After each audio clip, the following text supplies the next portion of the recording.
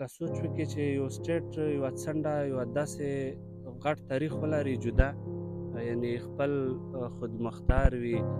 خپل یې رزګور وي، خپل یې ژوند وي، و هغه بیا چې ته سټیټ سره روزام کې نو هغه کې بیا ډېر مشکل رسي. څوک یې مني، څوک یې سره نه مني، څوک یې چا په یو سایډ ته فایده وي، چا بل سایډ ته فایده وي. خو دا اوس چې حالت خراب دي ټول همدغې وجې خراب دي. لږ مس انډرسټینډینګ دی موږ د پښتنو په منځ کې. خو پښتانه اکثر که سوچ وکړي مخکې وخت کې هم سټیټ داسې خوست ترجیح نه و ورکړې، نه یې په دوی داسې کنټرول و سکیورټي طرف نه دوی ته داسې ترجیح ورکولی شوه چې یاره دا خو د موږ د پاکستان سټیټ یوه حصه و، مطلب چې پوره حقوق ورکړی شي، مرکز نه وي، د صوبې نه وي، نو هغه اګنور وه. مطلب تاریخ نه اګنور دي، قبایل له تاریخ نه اګنور شوي، هېڅ شي کې حصه نشته تاریخ کې د قبایلو د نه په انصاف ورته میلاویږي په سمه توګه. خو دا لږ ډېر ایشوز دي، دا ختمیږي. دا څنګه ختمیږي؟ دا چې خلکو کې اویرنس راشي، خلکو کې پوهه راشي، خو خلک چې خبرې کوي د امن د راوستو لپاره دغه په داسې شکل کې کوي چې یعنې ځان ته فایده پکې نه کسي، صرف د امن راوستو لپاره وي، او په صفا نیت او په صفا زړه، که تقریر وي، که ریسرچ وي، که شاعري وي، که سروې وي، که نورې سکیورټي ادارې، ټولو ته مو دغه میسج دغه پیغام ورکوم چې کم یو کار، کم یو په هر یو فیلډ کې چې کم خلک دي، ذمهوار خلک دي، ځکه چې دا ځمکه، دا وطن، دا پښتنو خاوره موږ ټولو په شریکه وو. په دا کې ټولو ژوند کوي، ټول یې اوبه څښي، ټول یې ده کې چې کومې کروندې کېږي، ده کې چې کوم فصلونه کېږي، دا ټوله موږ په شریکه یې. نو باید پکار ده چې د امن دپاره موږ په شریکه کار وکړو،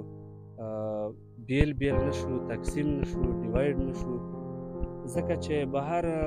ویرېدلی چې څومره پاور دی، څومره مطلب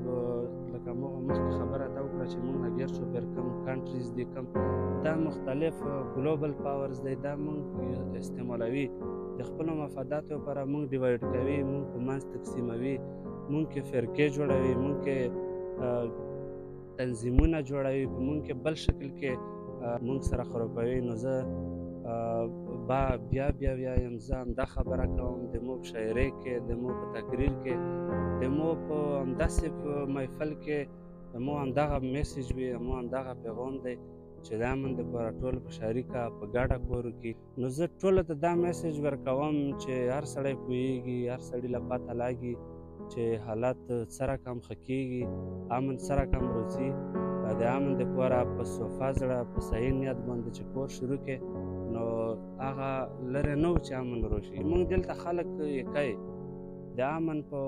راوستو کې رولینګ لوبی، خو بیا دو چې کوم سوچ وکړي خپل مختلف مفادو لپاره، سیاسي مفادو لپاره د امن چغې، بیا چې ډلې جوړې شي، په موږ کې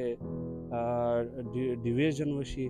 خو که هغه هر څومره په تعداد کې ګڼ شمېر خلک راوځي امن دپاره، خو په هغه کې بیا هغه خلک وي چې هماغه کوم بهرني قوتونه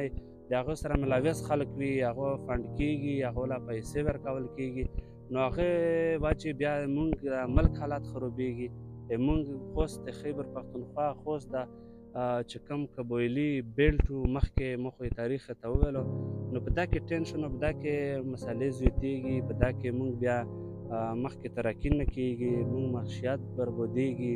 جنګ جګړه کې موږ ګټه نشته، جنګ جګړه کې موږ تاوانونه